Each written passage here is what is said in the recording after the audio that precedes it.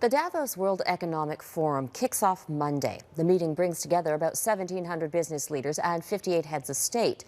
The event is often criticized as a networking party for the world's elite. But this year's focus isn't exclusively about business. As Mike Armstrong explains, the goal is to make green mainstream. There is a sensitivity as some of the richest and most powerful men and women in the world prepare to descend on Davos. Every year, critics bash the event for the hundreds of private planes, limos, and luxury. While perhaps recognizing the event is part of the problem, Davos is trying to be more green.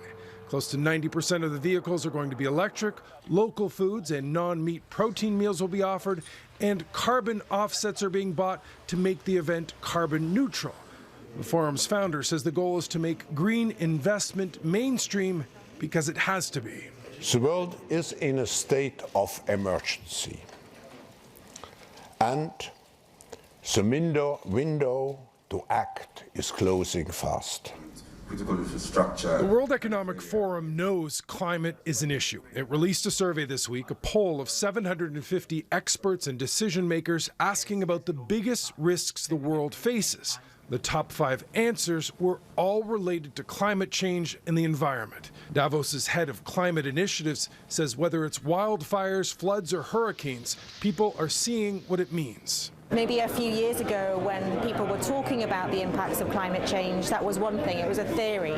But I think what we're now seeing is the actual kind of reality of what it means.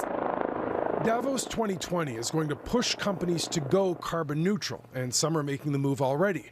Canada's Maple Leaf Foods announced in November it was carbon neutral, while tech giant Microsoft made this announcement Thursday.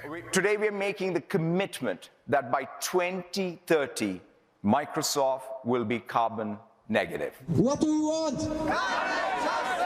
Now, going carbon neutral isn't necessarily easy. German engineering giant Siemens promised to be carbon neutral by 2030, but it's under fire from environmentalists this week over one of its contracts. The company's doing work for a coal mine in Australia.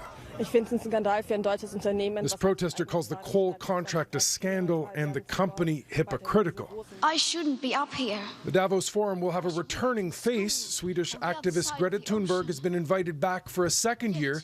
She says she'll be urging world leaders to abandon the fossil fuel economy. Mike Armstrong, Global News.